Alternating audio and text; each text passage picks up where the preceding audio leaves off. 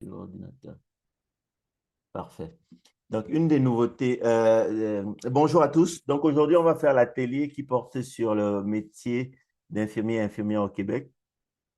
Et on commence par le pré-test. Donc, le pré-test, c'est un peu les connaissances avant chaque atelier de base.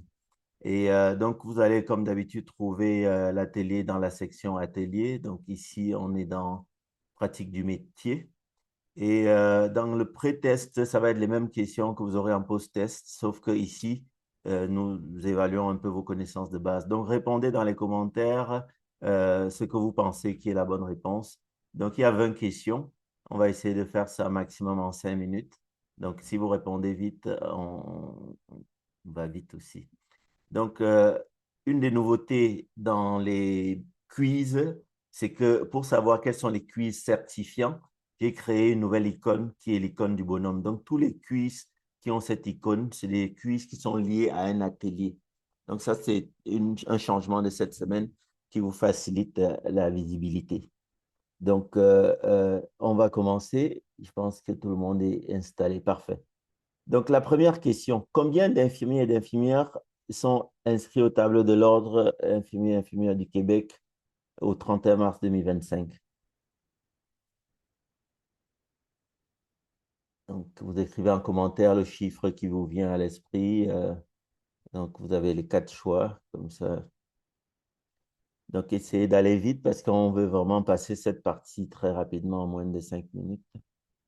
Donc, 30 000 pour la mienne. La mienne, les réponses sont là. Donc, ça peut pas être 30 000. Est-ce que vous voyez le partage d'écran? Ah, je peux pas. Depuis tout à On l'heure, ne voit pas. donc depuis tout à l'heure, j'ai parlé dans le vide. Oh là là. Donc, je vais recommencer. Je croyais que j'avais partagé mon écran. Partager l'écran desktop tout. Voilà. Donc, je vais recommencer. Parce que sinon, ça n'a pas de sens ce que je disais tout à l'heure. Parce que vous ne voyez pas à l'écran. Et comme on enregistre, il faut que ça apparaisse aussi. Donc, dorénavant, les ateliers sont présents dans la section atelier de la plateforme. Et pour chaque atelier, vous avez l'option quiz et certificat. Donc, à la fin de la conférence, vous allez pouvoir accéder et faire votre post-test pour avoir le certificat. Ce qu'on va faire maintenant, c'est le pré-test. Et qu'est-ce qui a été la nouveauté de la semaine? C'est que dans les quiz, il y a des ateliers qui sont certifiants. Il y a des blocs de questions qui sont certifiants. Et pour savoir ceux qui sont certifiants, il y a l'icône ici, comme vous voyez le petit chapeau là. Donc, c'est ça qui donne droit à des certificats. Donc, ce qu'on va faire à l'instant, c'est le pré-test. Donc, on va se mettre en mode examen. Il n'y aura pas les réponses visualisées. Ensuite, on va faire la conférence et vous aurez le post-test. L'avantage du pré-test, c'est que ça vise à évaluer vos connaissances actuelles et ensuite le post-test, vos connaissances futures. Et ça, c'est une stratégie dans l'apprentissage pour être sûr que les connaissances ont été assimilées. Donc, première question, je recommence. Combien d'infirmiers et d'infirmières étaient inscrits au tableau de l'Ordre des infirmiers et infirmières du Québec au 31 mars 2025? Voilà les options. Donc, allez-y tout le monde, on répond rapidement. Comme je disais, si on ne va pas perdre trop de temps sur cette partie, juste vraiment aller rapidement. Alors, vous avez dit 86, 86,57, 86,57. Donc, on va aller à la deuxième question. Quelle est la proportion de femmes dans la profession infirmière au Québec? Voilà les quatre pourcentages. Dites-moi ce que vous pensez. 80%. Et les autres, on est quand même 16 personnes. Allons-y rapidement, s'il vous plaît. 80%, 87%. Donc, la majorité a dit 80%. On continue. Question suivante. Quel est l'objectif principal et la mission première de l'Ordre des infirmiers et infirmières du Québec? Donc, vous pouvez dire 3A, 3B, comme ça va être plus facile aussi. 3C, 3D. Donc, on est la question 3. Vous pouvez dire 3A, 3B. Mettez le chiffre parce qu'on ne sait pas après quelle question quand on va faire l'analyse des données. Donc, mettez, Dominique, mettez le chiffre devant. Comme ça va être beaucoup plus facile à analyser les données. Donc, voilà. Donc, la plupart disent 3C. OK. Question suivante. Quelle est la première étape de la professionnalisation d'un étudiant en soins infirmiers. Donc là, c'est question 4. Donc vous mettez 4A, 4B, 4C, 4D. Alors, la majorité dit 4A, d'autres disent 4B, d'autres disent 4C. Quand même, une grande majorité disent 4A. Donc, OK, on continue. Quel est le titre obtenu après avoir complété un baccalauréat en sciences infirmières au Québec? Quel est le titre obtenu?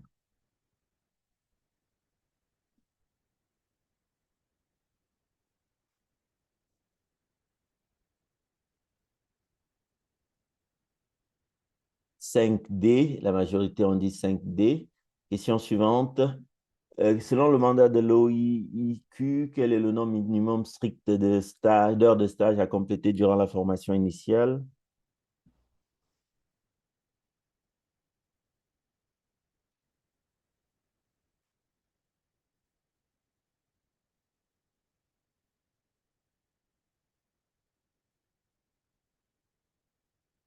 Alors, 6A, donc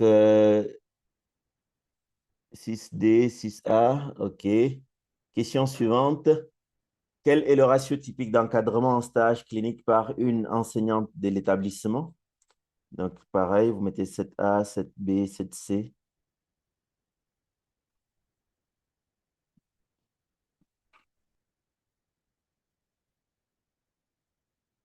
7C, vous avez mis 7C, la majorité. 7C, 7D, ça aussi entre les deux. Qui est responsable de trouver et sécuriser les milieux cliniques pour les stages des étudiants? Donc, pour les stages d'étudiants, qui est responsable?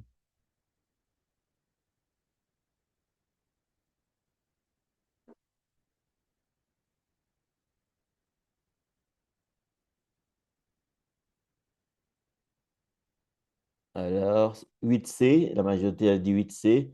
Question suivante. Les stages cliniques obligatoires pour l'obtention du diplôme au Québec sont-ils rémunérés? C'est la question 9.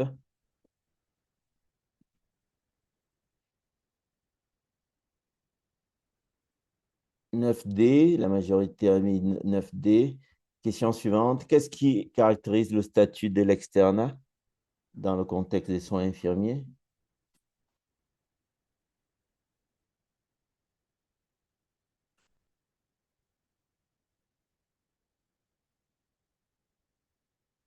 Alors, la majorité 10B.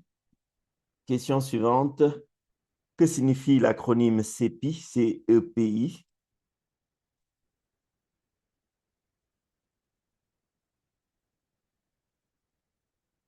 La majorité a dit 10A. Question suivante. À combien de reprises maximum un candidat a-t-il le droit de se présenter à l'examen professionnel de l'OIIQ? Donc, on est sur la question numéro 12. 12D. La majorité a dit 12D. Question suivante. Quel est le délai strict accordé pour réussir l'examen de l'OIQ après la première session? On est sur la question numéro 13. 13A, je vois les 13B, 13C, donc ça varie entre 13A, B, C. Donc, on va mettre ici. Question numéro 14. Contrairement à un examen scolaire, quel est l'objectif principal de l'examen professionnel de l'OIQ?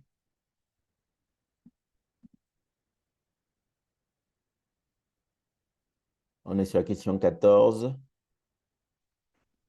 Il faut que je mette en mode avion parce que ça va déranger la conférence. Do not disturb. Voilà, question 14. La majorité a dit 14B ou 14C. Question suivante. Quels sont les trois piliers inébranlables de l'anatomie du jugement clinique? Donc, on admet toujours les retardataires ici et là. Question 14, question 15. On est à la question 15. Mettez le numéro de la question. Alors, ça varie entre 15B, la majorité 15B. OK. Question suivante, numéro 16. Parmi les choix suivants, lesquels est identifié comme l'une des trois erreurs fatales du candidat? Donc, c'est quoi parmi ces choix?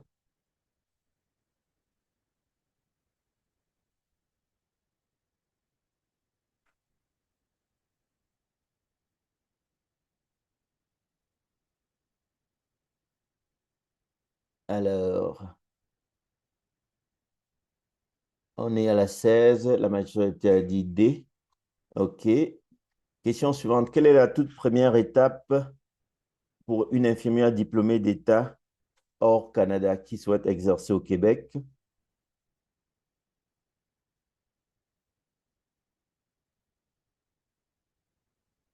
Donc, on est à la question 17.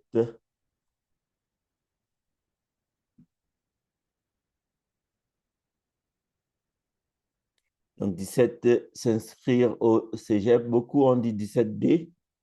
Question suivante. Quel niveau de français test le Fils québécois de langue française est exigé pour les infirmières formées à l'étranger?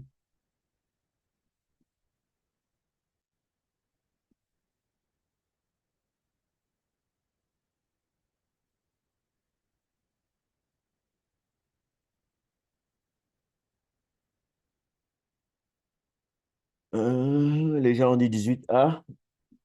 La majorité 18A, 18B aussi, donc ça varie. Il nous reste deux questions.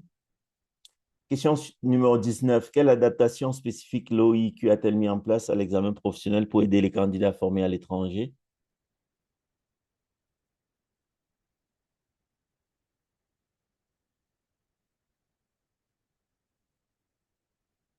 C'est 19. Allons-y, tout le monde. 19A, 19D, 19C. Là, vous êtes départagés. Donc, la D. Et la dernière question. Parmi les options suivantes, quel est le dernier jalon de la professionnalisation permettant l'usage du titre d'infirmière?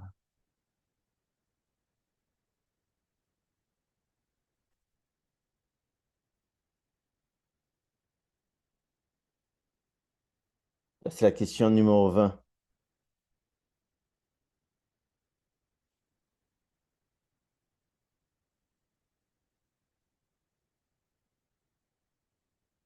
Donc, la majorité a mis 20B, 20D. Donc, allons-y pour le B.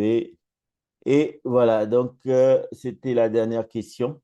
Euh, on a donc des très bonnes réponses. Harold, j'ai comme l'impression que les participants sont bons. On va juste annuler la conférence. Parce qu'ils sont, Exactement.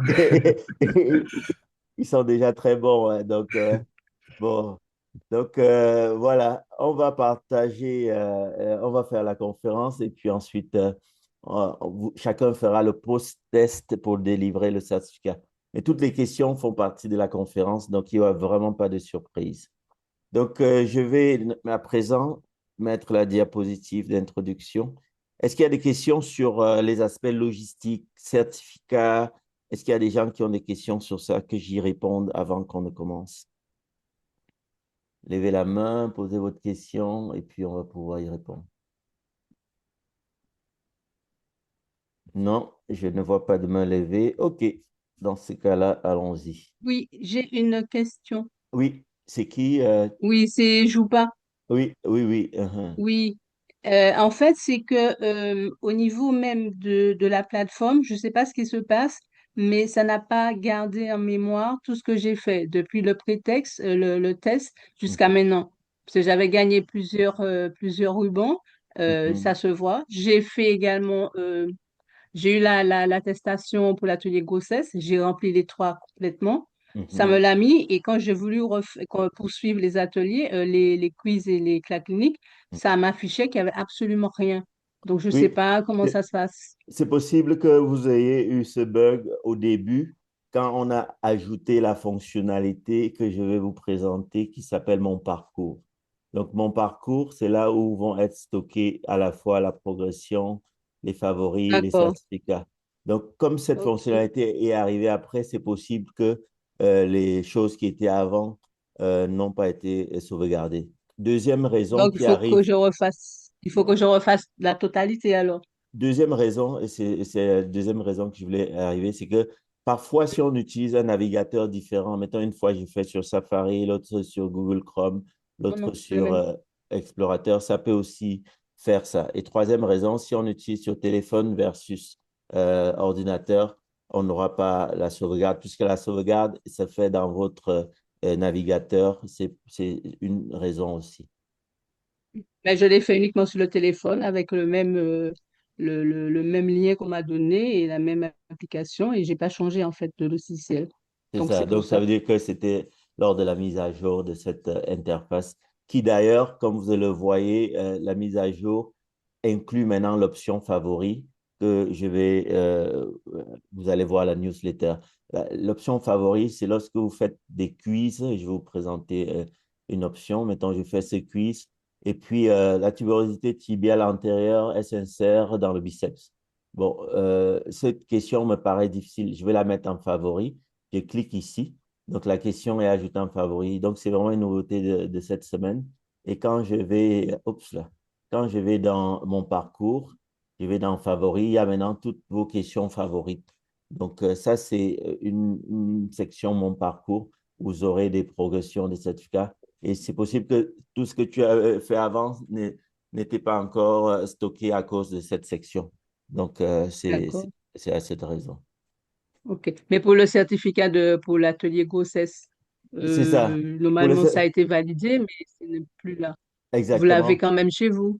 Non, moi, je garde rien. C'est toujours sur les ordinateurs de chacun. Donc je dois refaire C'est alors ou il est trop ça, tard pour le exactement. refaire. C'est ça, exactement. Refaire les questions. D'accord. Et ça Oui, sera un bon exercice de mémorisation à long terme. oui, oui, tout à fait. D'accord. Et Merci. autre chose que je voulais aussi vous dire, c'est que quand vous êtes dans les certificats, c'est où ça, vous pouvez le réimprimer parce que je vais vous montrer ici parce que quand je suis en mode test, j'ai deux écrans que j'utilise et je vais juste vous montrer. Voilà. Parce que après, je vois, il y a une autre question. Je vais prendre votre question aussi. Je vais juste vous montrer. Oups là. Voilà. Donc ici, ça c'est mon deuxième écran. Donc si je viens sur Atelier, mon parcours, je vais mettre en mode nuit, j'aime mieux. Voilà. Ici, on voit que, oups, c'est petit, hein. Je vais zoomer. Voilà. On voit que ici, j'ai deux certificats que j'ai déjà faits. Si vous voulez réimprimer, vous cliquez simplement sur réimprimer et ça vous le réaffiche. Donc ça, c'est une option. Et pour le certificat d'aujourd'hui, quand vous allez faire votre quiz, vous allez avoir ici votre certificat. Vous allez faire imprimer et puis vous vérifiez que la date, c'est bien 15 mars et la durée, c'est bien 2 heures. Et ça s'affiche quand vous sélectionnez. Voilà. Alors, question, est-ce qu'il y a d'autres questions? Oui, Dominique, à toi le micro. Ok, merci pour la parole donnée. Je suis nouveau et j'aimerais savoir à quoi nous servent les certificats. Ou bien c'est juste... Excellente question. Alors, au Québec, comme dans beaucoup de pays du Nord, même la France, bon, c'est aussi un pays du Nord, la formation médicale continue, c'est un impératif. Tout soignant doit faire chaque année des approches, des démarches pour augmenter son niveau de compétence et mettre à jour. Et donc, lorsqu'on fait des ateliers comme ceux-ci, ça contribue à votre formation médicale continue. Quoi d'autre peut entrer dans une formation médicale? Assister à un congrès, aller à un événement où il y a, mettons, une formation. Vous allez apprendre l'échographie, vous allez apprendre une nouvelle technique, écrire un article, donner un cours, parce que pour donner un cours, il faut faire quand même des recherches, des choses comme ça. Et cet impératif au Québec, c'est 250 heures toutes les 3 ans pour les médecins. Pour les infirmiers, Harold va rechercher pendant qu'on discute. Il nous dira la réponse tout à l'heure quand il aura le micro, mais il y a des critères pour chaque corps de métier. Est-ce que ça Ok. répond à ta question? Ouais, ouais, ça répond. Merci pour la réponse. Ok, parfait. Donc, après, Bonjour, oui, qui s'il vous d'autre a une plaît. question? Oui, Bon, j'arrive pas juste à lever la main sur l'application. oui. Euh, Moi, je suis du côté de l'Ontario et je sais pas si la séance d'aujourd'hui aura un intérêt pour moi.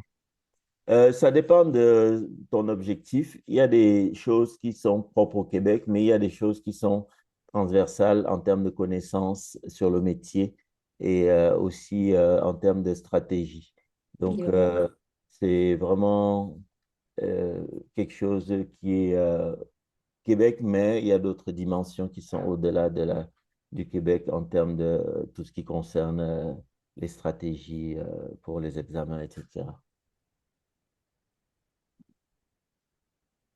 Est-ce que ça répond à ta question? Oui, oui. Parfait. Excellent. Donc, à présent qu'on a répondu à toutes les questions, on va pouvoir commencer.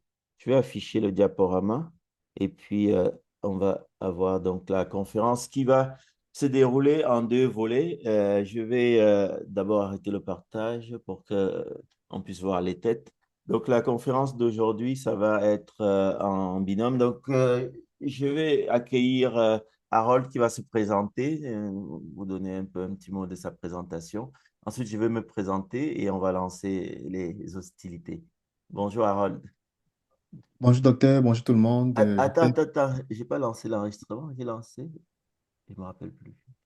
Oui, c'est l'enregistrement. Oui, parfait. Vas-y, Harold. Bonjour docteur, bonjour tout le monde. J'espère que vous allez bien. Je m'appelle Harold Manuel Zédé, autant pour moi. Je suis infirmier clinicien au CHUT Québec, Université Laval, dans la ville de Québec, au Canada. J'ai un baccalauréat en sciences infirmières, qui est l'équivalent d'une licence en sciences infirmières. Donc, j'ai hâte quand même d'échanger avec vous aujourd'hui. Merci beaucoup, Harold. Donc, je suis Prévost Chou, je suis médecin à Sainte-Justine et je suis aussi chercheur et je fais l'enseignement de la médecine aux étudiants de l'Université de Montréal. Donc, l'Académie Santé dans laquelle vous êtes présent organise des ateliers comme ceux-ci assez souvent. Vous allez trouver l'historique il y a déjà une trentaine d'ateliers en ligne que vous pourrez consulter, le replay pour certains, et avoir des certificats même rétrospectifs. Donc, vous allez pouvoir augmenter aussi votre pile de certificats. Donc, voilà un peu ce que on voulait dire sur les présentations. Comment est-ce que l'atelier va se dérouler? Donc, ça va être une présentation interactive. Vous allez avoir la possibilité d'écrire vos questions dans le chat ou de lever la main. On essaiera de regrouper les questions à la fin. Et puis, en cours de présentation, Harold, je lui passerai le micro de temps en temps pour qu'il puisse apporter des expériences du terrain. Alors, la pratique de soins infirmiers repose sur trois piliers importants, donc pour l'excellence, puisqu'on vise toujours l'excellence.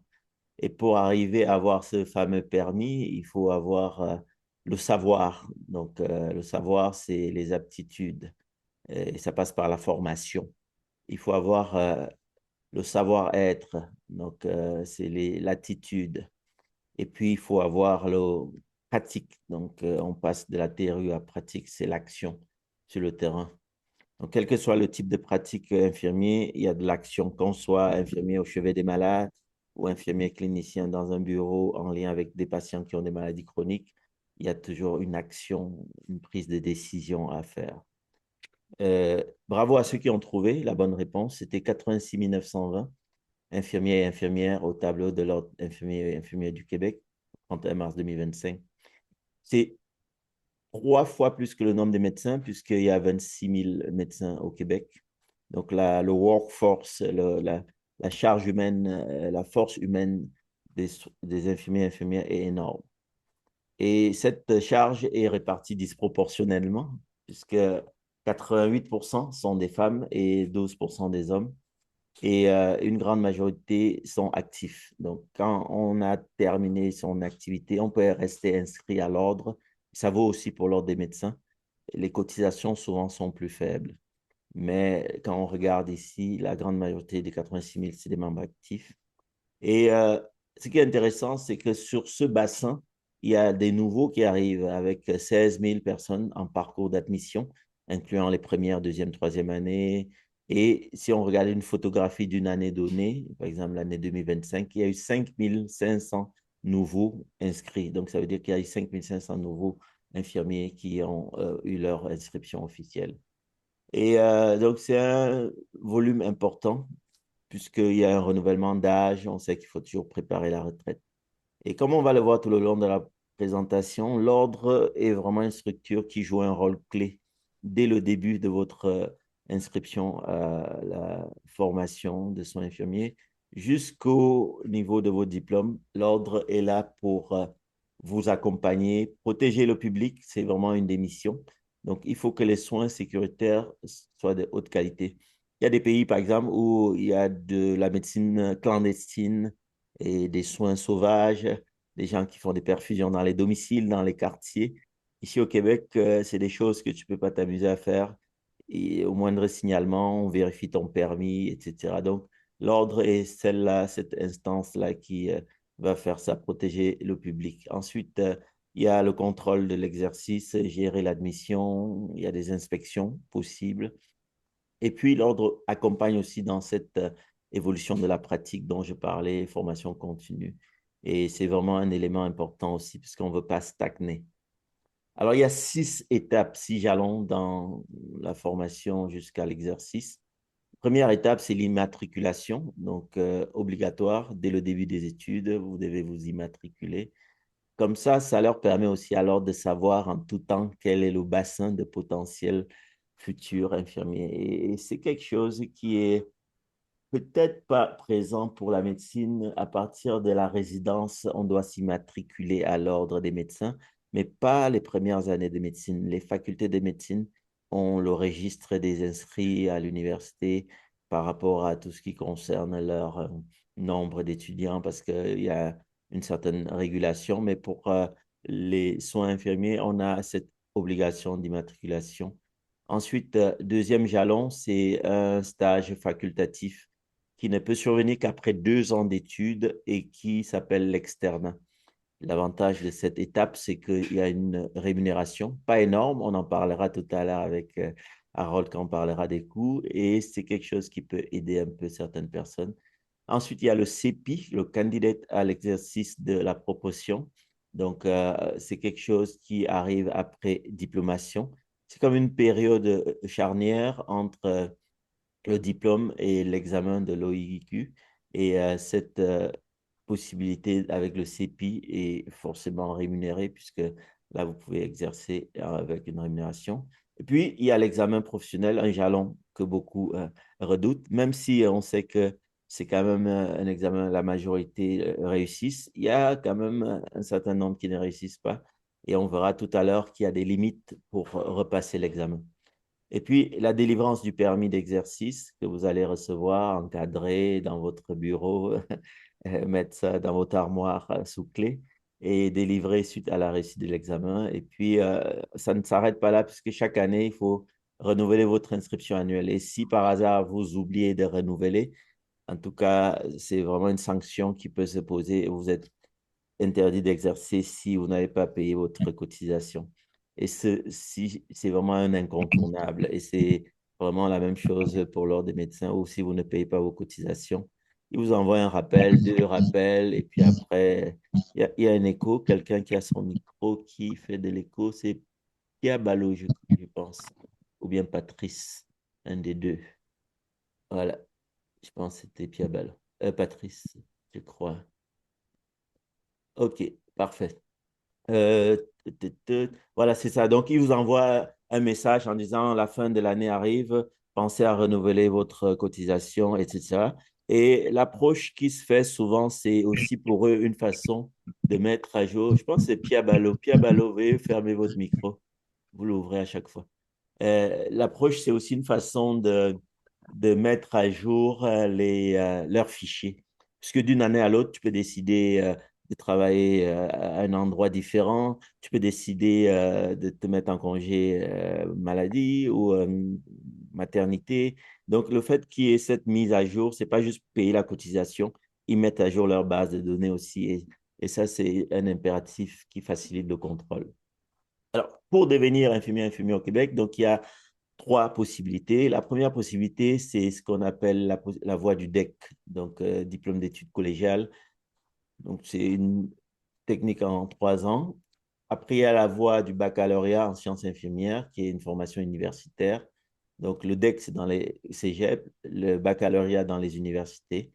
Et puis, à ces 2 voies viennent s'ajouter les infirmiers et infirmières qui ont eu leur diplôme dans des pays à l'étranger et qui ont décidé d'immigrer au Canada pour faire les soins infirmiers. Et dans ce contexte-là, on a ce qu'on appelle attestation d'études collégiales qui est délivrée sous réserve de suivre ces étapes qu'on va voir un peu plus loin.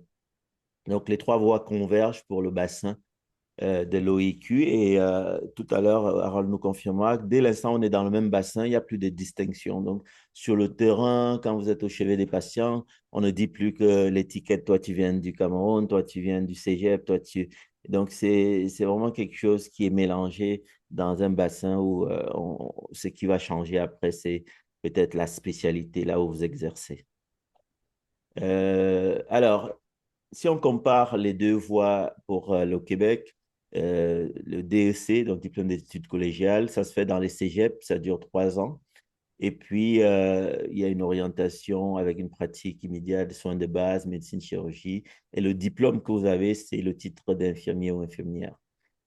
À l'inverse, la voie universitaire, c'est donc une voie de 3 ans avec la possibilité de faire certaines pratiques avancées, soins critiques, santé communautaire, et puis infirmier, le diplôme infirmier clinicienne ou infirmier bachelier.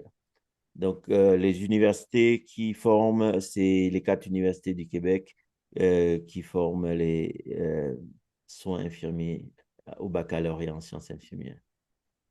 Et alors, il y a un continuum de formation. Donc, il y a la possibilité que les DEC accélèrent leur parcours avec une formation intégrée.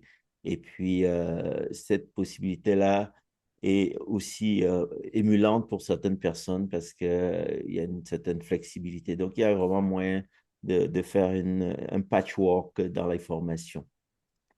Pour l'entrée au Québec, il n'y a pas besoin de l'examen Casper, contrairement en Ontario, pour celui qui est posé la question tout à l'heure. Donc, l'examen Casper, n'oubliez pas de noter le 12 avril 2026, l'examen Casper. Donc, on verra quels sont les déterminants. Donc, les conditions d'admission, c'est les moyennes et puis la lettre de motivation parfois. Alors, lorsqu'on est accepté dans ce type de formation, la toute première étape, c'est de faire la théorie. Donc, comme dans tout métier, il faut la théorie. La théorie va reposer sur les sciences biologiques, la pharmacologie, l'éthique, psychopathologie. Et puis, quand on va progresser, on va commencer à avoir des stages qui sont des possibilités pour vous d'intégrer ces habiletés à la fois cognitives, mais aussi affectives, psychomotrices, dans des situations réelles de soins. Entre les deux, il y a l'étape de simulation. Donc, on a ici au Québec la chance d'avoir des organismes, des institutions qui ont des espaces de simulation, même parfois avec des réalités virtuelles, qui permettent donc de mettre en place des pratiques sécuritaires avec des centres d'immersion. Et ça reproduit vraiment ce qu'on pourrait voir dans un milieu hospitalier. Et ça contribue à diminuer l'anxiété puisque ça dédramatise un peu. Si on dit situation d'arrêt cardiaque, qu'est-ce que vous faites? On vous génère une simulation et vous devez à ce moment-là vous comporter comme vous avez vu dans les livres avant d'être devant un vrai malade à paniquer. Donc ça, c'est des choses qui sont très intéressantes, les centres de simulation. Donc les laboratoires de simulation vont avoir la répétition des gestes techniques sur des mannequins haute fidélité. Il y a un droit à l'erreur parce que bon, c'est comme la première fois qu'on passe du théorique au réel. Et c'est vraiment un outil, je répète, qui est très bénéfique pour lutter contre l'anxiété. Donc, ce volet qui concerne les aspects de formation et les aspects de simulation. Donc, Harold va nous partager son expérience. Je lui passe le micro. Merci, docteur, de m'avoir passé la parole. Bonsoir encore tout le monde. Donc, là, je vais parler du laboratoire de simulation. Donc, mon expérience en tant que bachelier en sciences infirmières, donc pendant mon cours au baccalauréat à l'Université Laval, ce qu'on faisait, c'est que on avait un cours qui s'appelait pratique infirmière, donc avec dans lequel on faisait des pratiques sur des mannequins. Donc, les mannequins avaient des veines, donc on pouvait faire les prises de sang, l'installation d'un cathéter, la prise des signes vitaux. Donc, ça nous permettait quand même d'être bien outillés et bien préparés pour nos stages. Donc, c'est aussi très important justement de faire ces simulations-là parce que c'est vraiment ça qui va nous permettre justement d'amorcer la communication avec les patients. Parce que c'est sûr que moi, avant d'entrer dans mon baccalauréat, j'étais moins à l'aise justement, surtout avec les personnes âgées, mais mes stages, justement, les laboratoires de simulation simulation m'ont vraiment aidé à avoir une communication adaptée avec la personne âgée et avec toute la clientèle, que ce soit pédiatrique ou bien les personnes un peu plus adultes. Donc, c'est très important aussi. Également, on avait quelque chose qu'on appelle les courses, donc ce sont des examens cliniques d'objectifs structurés. Donc, ça permettait quand même de nous mettre en contexte d'examen. Par exemple, il y avait un évaluateur, puis le mannequin était supposé être notre patient. Donc, tu arrives dans la salle, tu communiques directement avec le mannequin. Donc, peut-être tu dis bonjour, je m'appelle Harold, ce sera moi votre infirmier. Puis, c'est l'évaluateur qui te répond à la place du mannequin. Donc, il permettait quand même de répondre justement, de rendre ça plus réaliste aussi. Et donc, c'est quelque chose qui était très important et ça m'a vraiment beaucoup aidé. Donc, c'est pas mal ça. En tout cas, je vais continuer à vous parler justement de ça dans les prochaines diapos, mais c'est vraiment très intéressant et stimulant. Et est-ce que dans votre université, vous aviez la salle de simulation 3D avec l'IA qui fait qui peut même Non, générer un malheureusement, accident de la route? Je pense que c'est non, l'Université de malheureusement, on Montréal. n'avait pas ça à l'Université Laval, non. C'est ça, il me semble que c'est l'Université de Montréal. On a comme une mise en scène, on peut générer un accident de la route et les premiers secours, comment ça se passe, etc. Donc ça aide beaucoup à la formation. Un point sur lequel aussi on peut peut-être commenter, c'est le côté cours théorique, parce qu'on reviendra peut-être pas dessus plus loin dans les diapos, à moins que les gens aient des questions. Est-ce que tu peux donner un peu l'aspect Oui, cours théorique? oui, bien sûr. Donc, c'est sûr que ça dépend quand même des universités. Ce que nous, on avait à l'Université Laval, c'est qu'on avait des cours théoriques, donc des cours magistraux en grand groupe dans un amphithéâtre. Nous étions environ 120, 130 étudiants par cohorte. Donc, ça fait que ça nous permettait quand même justement d'avoir cette vie université-là. Mais après ça, on avait quelque chose qu'on appelait des apprentissages par problème. Donc, ce sont des cours en petits groupes, donc de 5 à 10 étudiants. On va comme apprendre en fonction des cas. Par exemple, on voyait comme par système, par exemple, le système pulmonaire, on va comme sortir un cas d'une personne étant atteinte de maladie pulmonaire, puis chacun va faire sa recherche dessus, puis une semaine plus tard, on revient en grand groupe discuter de cela. Donc, c'est sûr que c'est très important, c'est très fructueux pour nous, c'était très fructueux pour moi surtout, parce que ça nous permettait justement de favoriser l'auto-apprentissage. Ça permettait également d'être bien préparé pour les stages, parce que oui, c'est vrai que la théorie est bien, mais il faut quand même un lien avec la pratique, parce que si tu apprends quand même juste la théorie, tu ne seras pas nécessairement outillé pour tes stages. Donc, c'est sûr en ayant ce côté d'auto-apprentissage, là, ça nous permettait justement d'être plus autonome aussi et de développer notre jugement clinique. C'était quand même très satisfaisant et tout. Donc, ça m'a quand même beaucoup aidé à développer mon jugement clinique et justement, et d'être plus préparé pour mes stages. Mais Et sinon, pardon. vas-y, continue. Oui, donc justement, mais dans certaines autres universités, parce que je sais que, par exemple, l'Université de Montréal, c'est juste les cours en sous-groupe, puis justement les laboratoires pratiques, mais d'autres universités comme l'Université du Québec en Outaouais, qui est à Gatineau, c'est plus des cours en grand groupe, donc ça dépend vraiment de chaque université, donc d'où l'importance de choisir l'université qui va en fonction de par exemple, de vos valeurs, parce que moi, je sais que je suis quelqu'un qui est autodidacte, donc j'aimais ça quand même faire mes propres recherches tout seul. C'est la raison pour laquelle j'ai opté pour l'Université Laval. Et l'autre chose aussi, c'est les travaux en équipe qui sont Mhm. aussi présents. Oui, exactement. Donc, on a quand même beaucoup de travaux à l'équipe à l'université, surtout pour les cours théoriques, parce qu'on a des cours tels que partenariat et pouvoir d'agir, l'histoire des soins infirmiers, donc où on se mettait quand même en équipe de 5 à 6 étudiants, où il fallait justement faire un travail en équipe. Donc, c'est sûr que ça peut ne pas être nécessairement facile parce que nous sommes quand même jumelés avec des personnes qu'on ne connaît pas nécessairement parce que la distribution est faite aléatoirement par l'enseignant. Donc, d'où l'importance quand même d'essayer d'être tolérant et de savoir comment travailler en équipe parce que justement, à chaque cours, quasiment, on a des travaux en équipe. Donc, ça nous aide quand même à développer notre collaboration interprofessionnelle parce que sur le plancher, comme infirmier, nous ne sommes pas juste entre nous, on travaille avec les médecins, les physiothérapeutes, les ergothérapeutes, les patients, leurs familles, les travailleurs sociaux. Donc, c'est sûr que ça nous a fait quand même développer plus de compétences en collaboration. Et c'est là aussi une belle opportunité pour ceux qui ont assisté à la télé sur le leadership. On parlait de l'importance de faire prendre action, donc de passer à l'action. Et quand vous avez des travaux d'équipe, il y a toujours un responsable pour le groupe, parce qu'on ne peut pas laisser un groupe comme ça à l'abandon. Et souvent, ce responsable-là doit développer des compétences de leadership et profitez-en pendant ce type de formation pour vous prêter volontaire en général, parce que quand on dit qui va être responsable, lever la main. Donc, merci Harold. On va continuer donc la conférence en abordant maintenant le côté pratique. Donc, on a vu la théorie, on a vu les simulations. Maintenant, on passe à la pratique. Donc, les stages vont permettre de mettre les étudiants en action auprès des patients dans des contextes cliniques. C'est toujours difficile, et ça, on le voit, par exemple, lorsque on fait des formations des étudiants aux gestes techniques. C'est quoi le nombre idéal pour que quelqu'un, un apprenant, soit à l'aise? Et souvent, ça peut reposer sur des études, ça peut reposer sur des consensus, des analyses.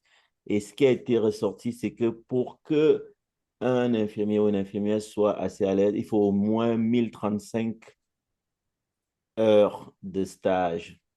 Et ces heures de stage sont réparties parce qu'on ne peut pas faire ça en une année, ça serait invivable. Donc, c'est réparti au cours des 3 premières années de formation. Parce qu'à un moment donné, il faut quand même que ces heures se fassent. Donc, ça fait que les cours et stages s'alternent pour faire en sorte que c'est 1035. Sinon, la formation durerait 5 ans ou 10 ans et ça ne serait pas facile. Donc, quand on parle de 1035, ça peut paraître beaucoup, mais les stages, c'est des blocs de, je crois que c'est 4 à 6 semaines, hein, Harold, il me semble. 4 à 6 semaines. Oui, donc je dirais que ça dépend, mais oui, en moyenne, 4 à 6 semaines, oui. 4 à 6 semaines. Mhm. Donc, en répartissant ces blocs de stage, là, il y a aussi donc le critère de lieu de stage, comme des stages en médecine, chirurgie, qui sont les bassins de la pratique. Donc, tout infirmier doit avoir des bonnes connaissances en médecine et chirurgie. Ça va permettre de développer l'autonomie, le leadership clinique. Après, il y a les stages spécifiques avec de nombre d'heures plus réduits, comme la santé mentale, la gériatrie, perte d'autonomie. Et à l'autre extrémité, la gériatrie, la périnatalité, nouveau-né, grossesse.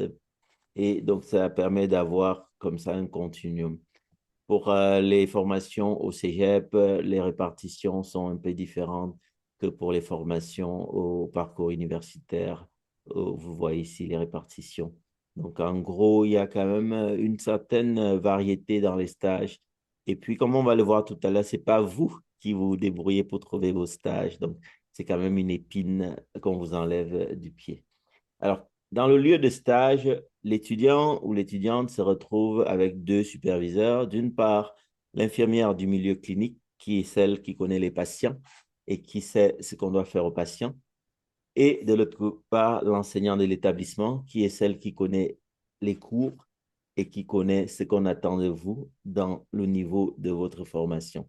Donc, vous avez ce binôme-là qui va vous accompagner avec différents objectifs qui dépendent de votre courbe de progression en termes de moments dans votre formation. Assignation des patients, par exemple, c'est l'infirmière du milieu clinique, préparation du matériel, application du plan thérapeutique infirmier, administration sécuritaire des médicaments. Et de l'autre côté, on a donc l'étudiant qui est jumelé avec l'infirmière expérimentée, supervisé, encadré par l'enseignante, avec le ratio de un enseignant pour 6 étudiants. Donc, ça serait très difficile s'il y a beaucoup plus d'étudiants à surveiller parce que ça fait beaucoup. Donc, 1 pour 6, le ratio, c'était une des questions qu'on avait en pré-test. Ensuite, les les parcours aussi peuvent demander des exigences de stage un peu différents. Mais ça, je pense que j'ai une diapo un peu plus loin qui détaille les différents lieux de stage. Voici donc cette diapo. Donc, on a par exemple les hôpitaux, les centres universitaires et les centres non affiliés. On a les cliniques, les milieux de soins de proximité, souvent pour les stages universitaires. On a les CLSC, pour ceux qui sont moins familiers avec le Québec, parce qu'il y a certains qui nous écoutent qui sont de l'étranger. Ce sont les centres locaux de services communautaires. Ça peut ressembler un peu aux centres de PMI qu'on trouve dans certains pays, les centres de protection maternelle infantile. Donc ici, les CLSC. Et puis, on a les CHSLD, donc c'est un acronyme aussi pour des centres d'hébergement pour des soins de longue durée, qui, la plupart du temps, c'est des maladies chroniques, les maladies graves, les personnes âgées, etc. Donc, ça, c'est un peu les différents lieux de stage, les terrains possibles. Et comme je l'ai mentionné, ce n'est pas vous qui avez la responsabilité de chercher, c'est la responsabilité de l'école. Parce qu'il y a plusieurs écoles de formation. Ça, c'est une diapo que j'ai oublié de mettre. Tous les cégeps, tous les collèges qu'on a qui forment. Ces établissements vont identifier et sécuriser les milieux. Et ensuite, vous allez avoir un superviseur responsable. Et votre priorité, c'est vous concentrer sur les connaissances pour être prêt à mettre ces connaissances en pratique. Donc, vous n'avez pas de démarche à faire. Mais avant d'arriver en stage, on va vous demander certaines exigences. Votre preuve d'inscription, il faut que vous soyez activement inscrit. Votre certificat d'immatriculation de l'Ordre infirmier et infirmière du Québec. La preuve de vaccination complète. Et puis, certificat de réanimation, premier secours à jour pour être sûr que vous avez fait vos premiers secours. Donc, ça, c'est des choses importantes. En Ontario, il y a des choses un peu différentes comme rapport de vérification du casier judiciaire ou rapport d'aptitude à travailler auprès des personnes vulnérables comme les enfants, par exemple. Donc, on ne vous demande pas la même chose au premier stage qu'au dernier stage. Donc, il y a des progressions en termes de tâches. Au début, vous allez avoir un rôle un peu d'observation, de gestes minimaux comme prendre des signes vitaux, administrer des médicaments oraux. Et au fur et à mesure que vous allez progresser, vous allez avoir des gestes techniques, prise de sang, ponction, etc., etc. Et vous allez avoir une autonomie vers la fin avec des cas complexes que vous allez pouvoir prendre en charge, puisque la fin vous amène vers l'exercice du métier. Première chose à savoir, c'est que tolérance zéro, donc les heures pratiques sont comptabilisées et si vous êtes absent, ça va reporter votre... Vous pouvez vous retrouver décalé par rapport à vos camarades et être amené à terminer plus tard qu'eux. Donc, l'absence n'est pas une bonne chose. C'est pas rémunéré, c'est des stages obligatoires, il n'y a pas de compensation. On verra tout à l'heure, j'ai une section dans la diapositive où on parle de coûts. Et dans les coûts de formation, vous verrez qu'il y a plein d'autres coûts qui peuvent finalement alourdir le budget. Et le fait est qu'au Canada, c'est un pays bilingue, donc il faut maîtriser le français quand on est au Québec, l'anglais quand on est dans les autres provinces. Et dépendant du milieu de stage, ça peut aussi être nécessaire de maîtriser l'anglais ou le français. Donc, c'est important. Écrit et oral. On verra d'ailleurs qu'il y a des tests qui sont faits. Alors, il y avait dans les ressources documentaires aussi que j'ai fait des stages possibles à l'étranger, donc qui vous permettent aussi d'élargir votre vision. Je n'ai pas trouvé quelle est la proportion d'étudiants québécois qui vont à l'étranger faire un stage, mais c'est quelque chose qui peut être aussi intéressant. Comment ça se passe un stage, Monsieur Harold? Donc, je vais poursuivre justement la réalité d'une journée de stage. Donc, c'est sûr que les stages, moi, par exemple, pendant mon baccalauréat, j'avais 13 stages différents. Donc, mon premier stage, c'était plus le stage d'observation, donc, où justement, justement parce que je n'avais jamais fréquenté un hôpital avant, donc ça m'a quand même permis de me familiariser avec le milieu hospitalier. J'observais ma superviseure faire les tâches auprès des patients. Et au besoin, je prenais des signes vitaux, je pouvais administrer la médication par voie orale également. Donc, c'est sûr que on suit vraiment l'horaire d'une infirmière, donc d'une infirmière sur le plancher. Donc, ce qui fait que tu fais par exemple les signes vitaux, tu arrives dans la chambre du patient, tu te présentes, tu fais les signes vitaux, tu donnes les médicaments. Puis, dépendamment de l'horaire, je sais qu'au cégep, c'est plus, les stages sont plus de jour ou de soir. Donc, de jour, c'est comme 7h45 à 16h, ou de soir, 15h45 à minuit. Mais à l'université, on est quand même amené à faire des stages de nuit, malheureusement. Donc, on n'a pas le choix. Donc, c'est un peu ça.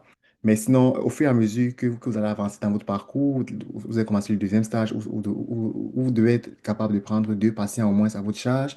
Puis, vous allez comme aller progressivement. Et plus on avance, plus les exigences sont quand même élevées. Donc, par exemple, d'où l'importance quand même de faire beaucoup de révisions avant le stage. Donc, justement, faire des recherches, ne pas hésiter à poser des questions au besoin.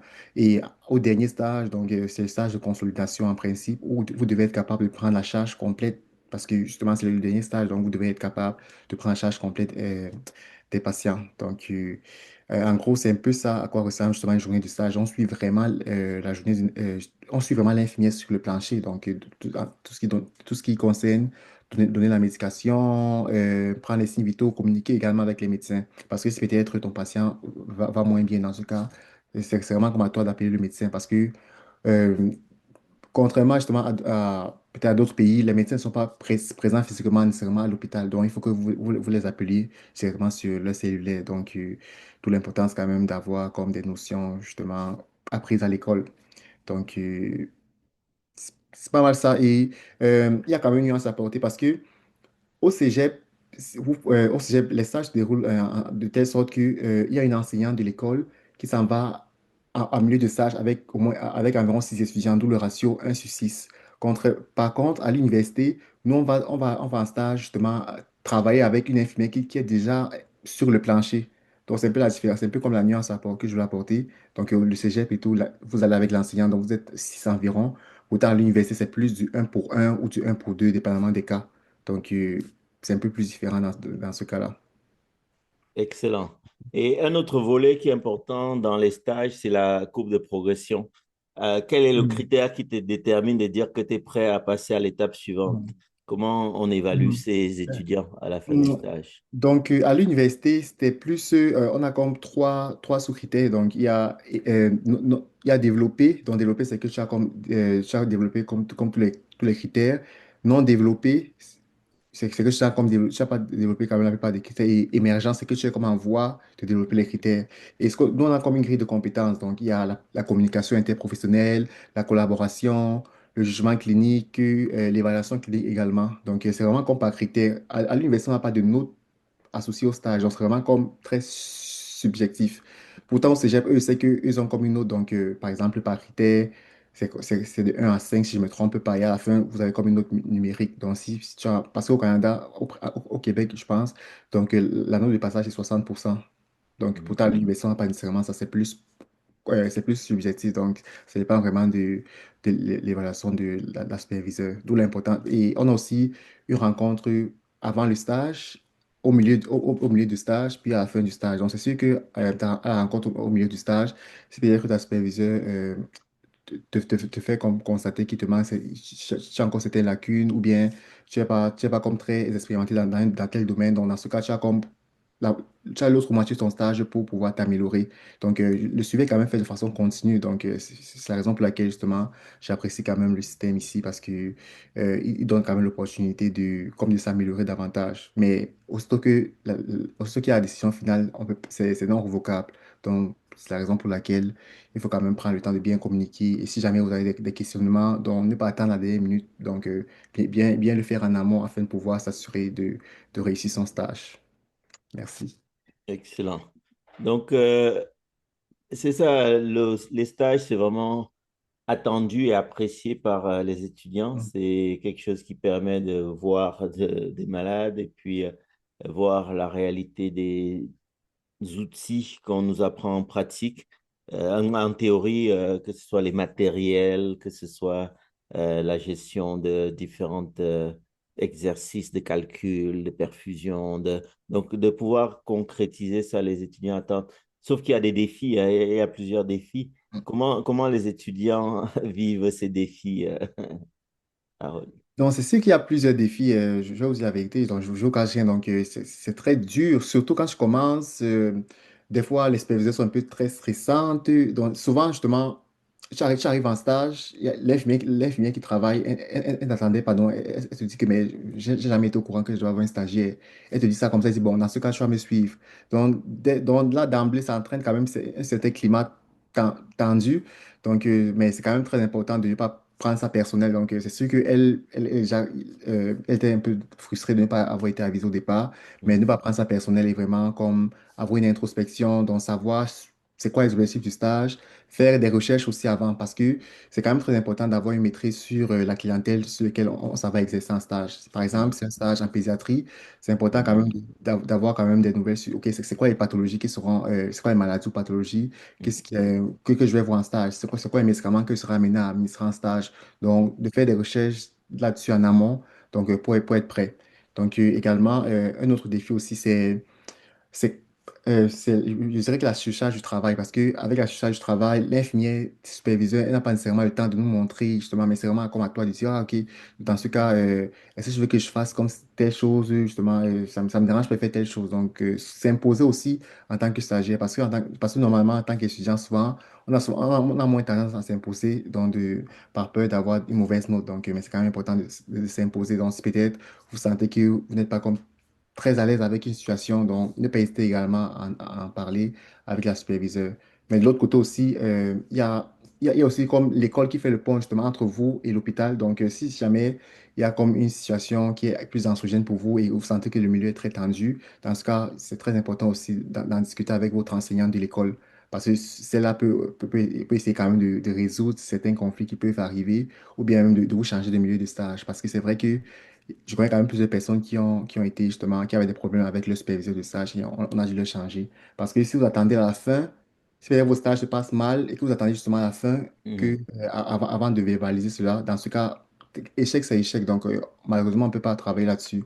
Pourtant, si peut-être vous avez quand même parlé à l'avance, dans ce cas, on aurait pu trouver des compromis pour que vous puissiez réussir votre stage. Donc, c'est vraiment important de ne pas hésiter d'en parler. Faire des recherches aussi, c'est très, très important. Et à la fin de chaque journée, avoir faire une introspection. Donc, se dire, OK, dans cette journée qui vient de se passer, qu'est-ce que j'ai fait de bien? Qu'est-ce que j'ai fait de ne pas bien? Et justement, et pour les lacunes, essayer de faire des recherches aussi à l'avance. Pas seulement en faisant des recherches qu'on devient comme des bons professionnels de la santé. Merci. Merci, Harold. Une des choses aussi que tu as souligné, c'est par rapport à justement les étudiants universitaires versus cégepiens qui Mhm. n'ont pas les mêmes requis lors des stages en termes d'encadrement. Est-ce Mhm. que les universitaires se sentent souvent un peu supérieurs par rapport aux cégepiens? Est-ce qu'il y a une espèce de compétition ou entre cégep et Mhm. cégep A, cégep B? Je dirais que sur le plancher, OK, quand on travaille, parce que c'est vrai que, par exemple, quand je suis un baccalauréat en sciences infirmières, c'est écrit sur ton badge infirmier clinicien. Pour une personne qui vient de cégep, c'est écrit infirmier tout court. Mais il n'y a pas tant de compétition. Je pense que la compétition, ça s'installe vraiment en stage parce que malheureusement, au cégep, vu qu'ils sont quand même 6 personnes pour une enseignante, donc il y a quand même plus la compétition. Parce que justement, à chaque fois peut-être que tu interviens auprès de ton patient, il y a souvent que les 5 autres personnes te regardent. Donc ça entraîne quand même une petite peur et une petite frustration. Pourtant, à l'université, c'est vraiment comme un pour un. Donc, tu suis vraiment tu suis vraiment l'infirmier qui travaille sur le plancher. Donc, il y a moins de compétition. Donc, je pense que au cégep, c'est plus anxiogène parce que justement, 5 autres personnes, donc vous êtes comme si donc, il y a 5 autres de tes collègues qui te regardent en train de faire une certaine technique. Donc, ça entraîne quand même un climat un peu malsain. Donc, c'est Parfait. ça. Mais sinon, sur le plancher, il n'y a pas de compétition. Donc, bref, c'est vrai que je sais que je suis infirmier clinicien, mais je ne veux pas nécessairement comme avoir fait la compétition avec une autre personne parce que c'est ça. Donc, chaque personne a comme ses chances et nous sommes tous égaux. Donc, on fait les mêmes tâches sur le plancher. Donc, Mhm. ça. Parfait. Donc, c'est ça. Donc, les stages nous amènent à progresser au long de la formation et après 2 ans d'études, le nombre de crédits minimal, on a la possibilité de rentrer dans ce qu'on appelle l'externat, qui est aussi intéressant parce que ça permet d'exercer des activités réglementées et il y a une rémunération. Donc, euh, c'est sûr que ce rôle-là n'est pas obligatoire, donc il y a des personnes qui le font, d'autres pas.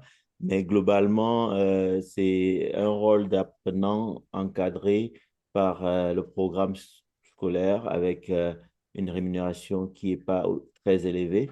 Euh, Harold va commenter d'ailleurs sur ça, puisque tu n'as pas fait l'externat, mais tu as quand même des camarades qui l'ont fait.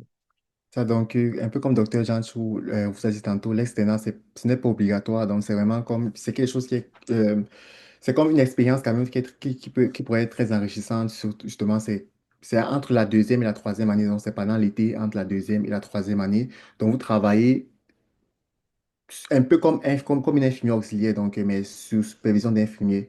Donc, moi, par exemple, je n'ai pas fait cette expérience-là. Je n'ai pas fait justement l'expérience d'externat parce que, à cause du salaire, parce que, il y avait quand même, parce que je travaille d'abord comme préposé aux bénéficiaires donc, pendant mes études. Donc, ça fait que il y a quand même une différence de salaire d'environ 8 dollars de l'heure. Donc, c'est la raison principale pour laquelle j'ai décidé de ne pas faire mon externat. Mais il y a quand même il y a certaines personnes qui décident de le faire. Par exemple, les personnes qui savent, qui manquent peut-être de lacunes ou qui ont des lacunes peut-être dans certains domaines en ce qui concerne l'interaction avec le patient. Par exemple, c'est quoi les gestes à poser. Mais sinon, de l'autre côté, moi, par exemple, je savais que je n'avais pas de problème avec cela. Donc, c'est la raison pour laquelle je me suis permis de ne pas le faire. Mais sinon, je connais quand même plusieurs personnes qui l'ont fait et justement, ils sont vraiment très bons sur le plancher et ils disent qu'ils ont vraiment comme beaucoup appris parce que la troisième année, c'est plus exigeant parce que vu que tu es en troisième année, c'est la dernière année quand même du baccalauréat et justement, la plupart des superviseurs de stage sont vraiment plus stricts. Donc, ils disent que tu es en troisième année, donc il faut que normalement, tu vas comme déjà connaître comment installer un cathéter, tu vas déjà connaître comment faire des prises de sang. Donc, c'est plus pour les personnes, justement, premièrement, qui peuvent se le permettre, donc qui peuvent justement se permettre d'avoir un comme salaire pas très haut, mais également qui voudraient comme augmenter leurs compétences dans les techniques infirmières. Merci. Donc, tout ça nous amène vers l'étape ultime. Donc, ce que tous les étudiants attendent, c'est de pouvoir passer l'examen et ensuite exercer. Donc, l'examen professionnel de l'Ordre infirmier du Québec, c'est un examen ne vise pas à vérifier des connaissances théoriques isolées. Ça évalue l'aptitude clinique et la capacité à prendre des décisions, toujours dans la sécurité du patient. Donc, on va vous demander d'analyser, comprendre une situation clinique complexe, de prioriser, déterminer donc l'urgence des interventions et de justifier, expliquer le pourquoi. On va prendre les questions tout à la fin, mais gardez vos mains levées, comme ça vous avez votre ordre de questions. Donc, on sait que vous avez déjà votre positionnement dans les questions. Donc, cet examen-là est un examen qui peut être stressant pour certains. Et c'est important de savoir que quand même, beaucoup réussissent, la très grande majorité réussissent. Donc, la problématique, c'est qu'on est limité en nombre de tentatives. C'est 3 maximum, concentrés dans une période de 2 ans maximum, suivant la première session admissible après l'obtention du diplôme. C'est-à-dire que si tu as ton diplôme en décembre et que l'examen c'est en mars, donc le délai part à partir de là. Donc, convocation, avis à envoyer, et puis les frais, comme toujours au Québec, au Canada, tout a un coût. Et on paye pour les examens. Je ne sais pas si dans les autres pays, vous direz un commentaire. Écrivez un commentaire, je suis curieux. Est-ce que vous payez pour les examens? Parce que c'est quelque chose qui m'a frappé beaucoup ici au Canada. Ailleurs, je n'ai pas l'impression que c'est le cas. En tout cas, en France, ça ne me semble pas que c'était quelque chose. Donc, le succès, c'est la norme, 95% taux de succès global, un peu plus élevé pour les candidats formés au Québec que les candidats formés à l'étranger, 98% versus 84%. Et un des gros enjeux, c'est la façon dont l'examen est fait. Ça pourrait expliquer aussi cette différence. L'autre gros enjeu, c'était tout ce qui est langue, barrière de langue, pas uniquement le fait de comprendre le français, mais les tournures de phrases. D'où cet effort qui a été mis avec une adaptation de l'OIQ pour que les formulations soient plus courtes et une précision dans le vocabulaire pour enlever le biais lié à la maîtrise littéraire et rendre tout le monde équitable. Donc, c'est un examen pour lequel on s'attend à ce que les candidats aient au moins 60% pour passer. Donc, c'est quelque chose qui est une barrière, mais c'est quand même surmontable. Euh, L'examen a une dimension différente de ce qu'on a pendant les années de formation. L'examen scolaire vise à valider l'acquisition des connaissances théoriques, les procédures, le matériel, mémorisation, des choses théoriques, un peu comme on le fait souvent dans les quiz de l'académie, avec des notions qui sont vues en cours, avec des bonnes réponses universelles enseignées dans un manuel. À l'inverse, l'examen professionnel, l'objectif, c'est que vous allez être versé. On a dit plus de 5 000 dans une année donnée vont arriver à soigner. Imaginez un scénario, worst case scénario, où il y a 5 000 mauvais infirmiers qui arrivent dans tous les hôpitaux, toutes les structures. La population, la santé de la population est en danger majeur. Donc ici, le but de cet examen, c'est vraiment assurer la protection du public. On évalue donc le jugement clinique, la sécurité, l'analyse des risques avant l'action. Donc, on s'attend à ce qu'on ait des réponses la plus sécuritaires dans un contexte clinique ambiguë et spécifique. Donc, c'est une façon différente de faire l'examen. On va vous demander dans des situations données, d'évaluer, donc identifier les données, par exemple, prendre l'attention avant d'administrer un antihypertenseur, de comment intervenir, prioriser l'action qui garantit la sécurité, pourquoi telle action est la meilleure dans un groupe de différentes actions. Et puis, assurer la continuité, qui est une des activités majeures dans les soins infirmiers. On parle souvent de traçabilité, écrire, écrire. Ceux qui sont formés ailleurs, quand ils viennent ici au Québec, l'une des grosses difficultés, c'est la densité de traçabilité qu'il y a dans les dossiers. Ailleurs, on n'écrit pas, on n'écrit pas. Ici, la transmission doit être très nette. Quand vous voyez les notes infirmières, telle heure, j'ai fait ci, ça, ta, ta, ta, ta, ta, ta. Donc, cette continuité doit être vraiment importante. Et le soin ne s'arrête pas à la fin de votre quart de travail. Il faut qu'il y ait une transmission aussi de l'information écrite et orale aussi. Pour l'examen, il y a des erreurs que les gens font. Le premier, ce n'est pas uniquement spécifique à cet examen, c'est tous les étudiants font ça. Beaucoup d'étudiants, en tout cas, c'est la procrastination. Donc, attendre le dernier mois pour étudier, et le stress arrive, on est débordé. Donc, ce n'est pas le bourrage des crânes de dernière minute. Comme quand on était au Cameroun, on disait, on n'abat pas non, on ne nourrit pas la poule le jour du marché. Et j'avais un camarade qui disait, eh ben, c'est le dernier coup de hache qui abat l'arbre. Donc, c'est pour dire qu'effectivement, n'attendez pas au dernier moment, mais ne ralentissez pas non plus sur la dernière ligne droite parce qu'il faut aussi rester persévérant. Donc, c'est vraiment l'endurance. Donc, l'extrapolation, deuxième erreur fatale, ignorer les réponses fondamentales sous prétexte que tout le monde le fait. Un exemple, si dans une question, on vous demande dans les réponses, il y a le lavage des mains, euh, ne pas penser comme c'est trop évident que cette réponse-là n'est pas la bonne parce que, donc, ne pas éliminer les choses qui sont très évidentes. Et puis, les sources non vérifiées. Donc, souvent dans la préparation à l'examen, il y a beaucoup de sources, donc se méfier de groupes, de banques, de choses, de questions qui ne sont pas vérifiées parce que parfois on ne sait pas bien, surtout comment la bonne réponse a été analysée. Donc, il y a des ressources officielles qui sont présentes pour s'entraîner à l'examen. Il y a le mentorat qui se fait. Euh, et puis, au-delà des connaissances, il y a aussi le savoir-être, comment, en tant qu'individu, on va se préparer à la gestion d'un stress. Tout à l'heure, Harold va nous commenter comment ça se passe l'examen en tant que tel quand on est face à soi-même. Et donc, tous ces éléments de préparation mentale sont fondamentaux. Et j'ai dit toujours, et je le répète, les champions olympiques ne gagnent jamais en s'entraînant une fois par semaine ou une fois par mois. Ils s'entraînent tous les jours, plusieurs fois par jour. La pratique, la pratique, la pratique, c'est vraiment quelque chose qui est important. Et tout ça nous amène dans la dimension que on ne veut pas pouvoir paniquer, même si on a le savoir. On veut pouvoir exprimer ce savoir pour donner l'occasion au jury de dire que ce candidat en situation clinique pourra exercer le savoir en toute honnêteté. Donc, il y a les erreurs fatales lors de l'examen, comme la mauvaise gestion du temps. Donc, c'est laisser submerger par la montre plutôt que de faire confiance en son jugement clinique. On a d'ailleurs eu l'expérience lors d'un live dernièrement, un candidat qui avait bien démarré sur une série de questions. Après, il a ralenti dans la deuxième partie par excès de confiance. Donc, il y a aussi cette dimension-là qui est important. La gestion du temps doit être constante et ne pas se laisser aller. Négliger les données prioritaires, manquer les éléments critiques qui est souvent caché dans l'énoncé. Et puis, céder à la panique, perdre ses moyens, ça, c'est un autre élément. Donc, ça teste aussi votre nerf et votre sang-froid, autant que vos connaissances cliniques. Harold, parle-nous de ton vécu de cette étape. Donc, c'est sûr que c'était une expérience quand même très stressante parce que quand on finit l'école, comme docteur a dit tantôt, on travaille comme CPI, donc candidat d'exercice à la profession infirmière. Donc, c'est un travail à temps plein pendant l'été. Donc, moi, je travaillais à temps plein pendant l'été.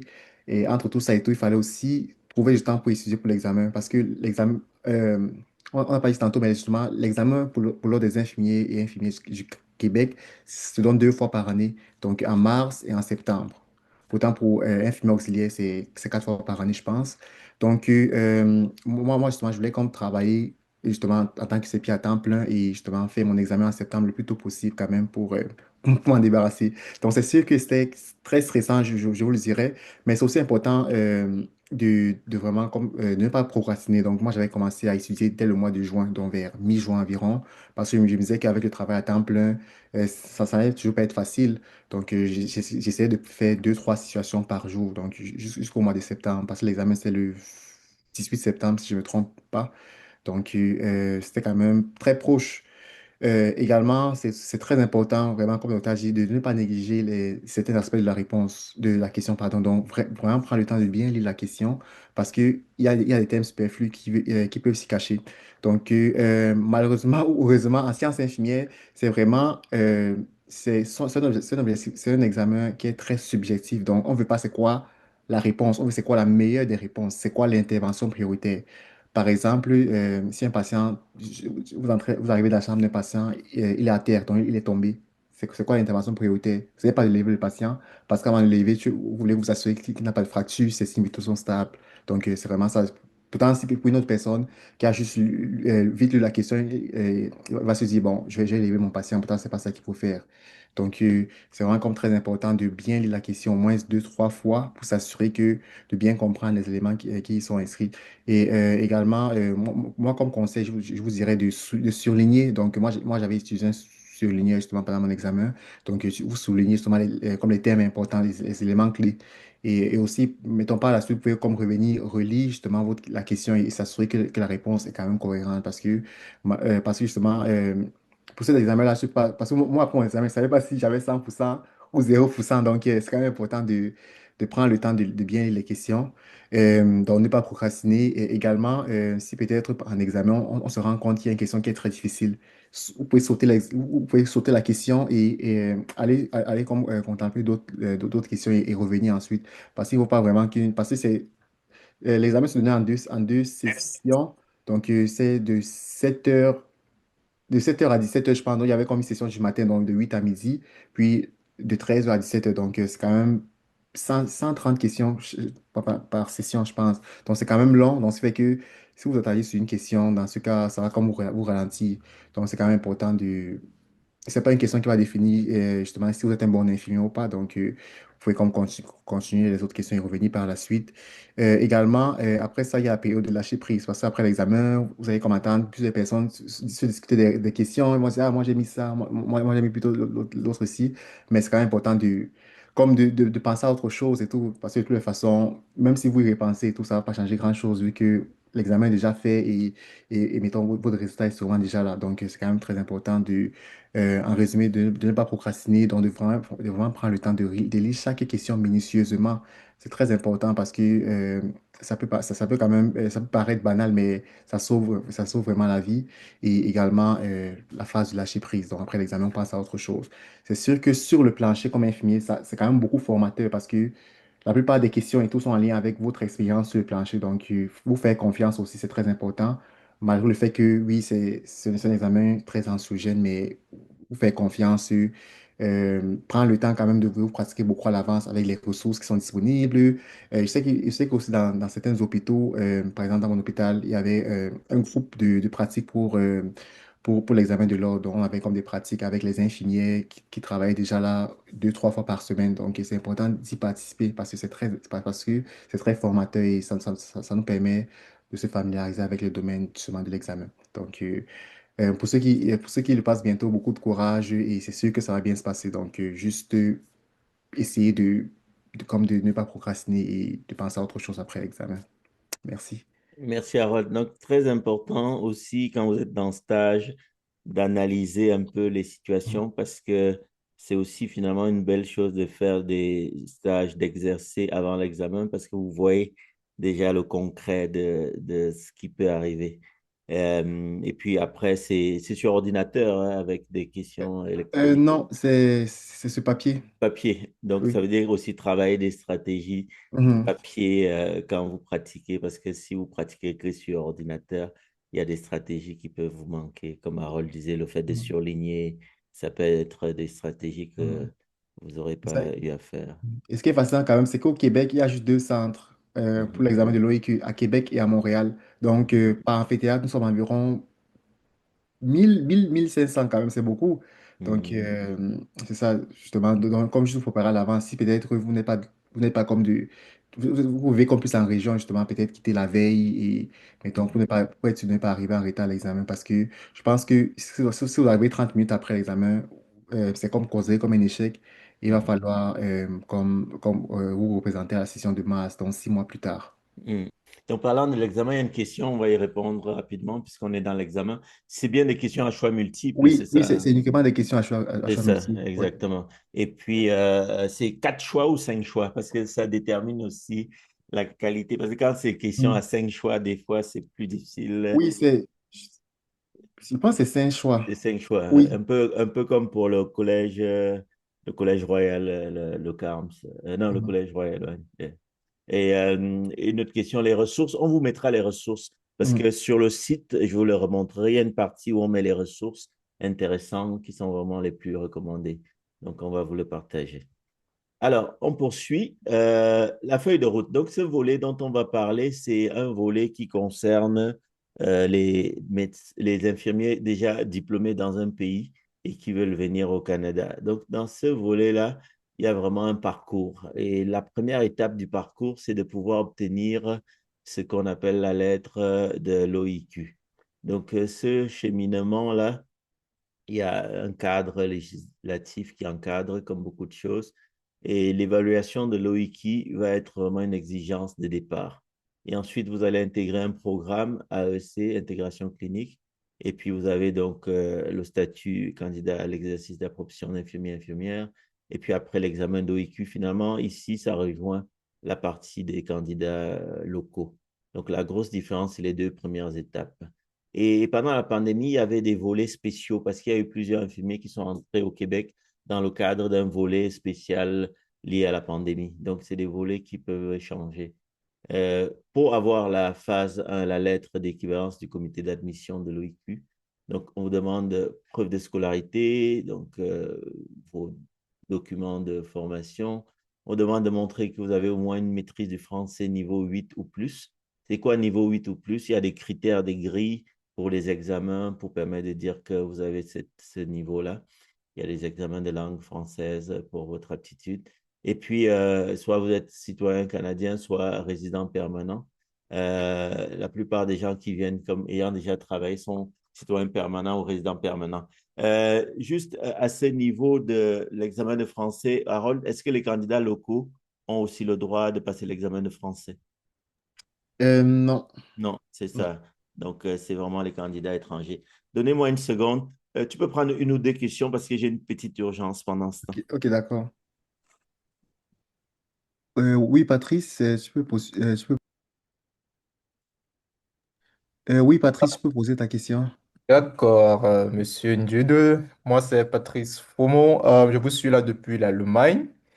Oui, actuellement, je suis infirmier également ici. Mhm. Et voilà, je suis en train de vouloir, comment on dit, avoir une autre expérience du côté du Canada. Et voilà, savoir aussi comment ça se passe là-bas avec toute la brochure que vous avez eu à présenter. Mhm. Et voilà, je comprends un peu comment ça fonctionne là-bas. Comment là-bas, la formation n'est pas payante. Ici, par contre, c'est payant. En fait, c'est rémunéré, tu vois. Et voilà, Oui. tu fais la formation et l'État te paye et tout et tout. Mhm. Et voilà, mon problème ou mon souci, c'est comment, en tant qu'infirmier étant en Allemagne, Oui. euh, comment je peux me retrouver là et la documentation, Mhm. l'administration et tout, c'est tout ce qui fait partie. Donc, c'est Ok. un peu ça, en grosso modo. Et voilà, c'est un peu ça. Et j'ai quelques tas de questions là que je vais Mhm. poser entre temps, bon, progressivement, quoi. Mhm. Ouais, Donc, c'est sûr que peut-être pour les diplômés comme au Canada et tout, je ne suis pas comme je suis pas comme assez bon dans cela, vu que j'ai fait ma formation ici. Mais à ma connaissance, ce que je peux faire, c'est qu'il faut que tu déposes comme tes dossiers auprès de l'Ordre des infirmiers et infirmières du Québec. Ils vont faire une analyse de cela. d'accord. Oui, mais je pense qu'avant, si peut-être c'est pas le cas, c'est pas comme l'ordre qui t'a recruté, dans ce cas, je pense qu'il faut que tu aies déjà une procédure en cours, que ce soit de résidence permanente ou bien de travailleur Qualifié. temporaire, quelque chose comme ça. mais justement, pour pouvoir exercer comme infirmier, il faut vraiment que je commence par déposer ton dossier auprès de l'ordre des infirmiers afin qu'ils puissent faire une analyse. Donc, je te conseille de le faire quand même tôt parce que ça prend quand même beaucoup de temps. Donc, je connais des personnes qui ont eu des réponses 1 an après, 6 mois après. Donc, ça dépend vraiment des périodes, je dirais. D'accord, d'accord. Et en principe, puisque moi je suis de base, bon, j'ai été formé au Cameroun, donc ma Mhm. reconnaissance a été faite ici en Allemagne. Oui. Bon, comment ça va se passer pour comment dire, un diplôme reconnu, Mhm. pour être reconnu encore une deuxième fois, Ok, ça se oui. passe, oui. Est-ce que c'est possible et est-ce que, voilà. C'est sûr que c'est une très bonne question parce que je crois les personnes qui ont fait parce que les personnes qui ont fait leur formation en France et qui viennent au Canada, ils n'ont pas besoin de faire comme l'AU, c'est dans l'attestation d'études collégiales parce que c'est comme un cours de remise à niveau qu'ils font en principe. Donc pour les personnes diplômées, je pense que c'est pour les personnes diplômées hors Europe, je pense. Donc, Mhm.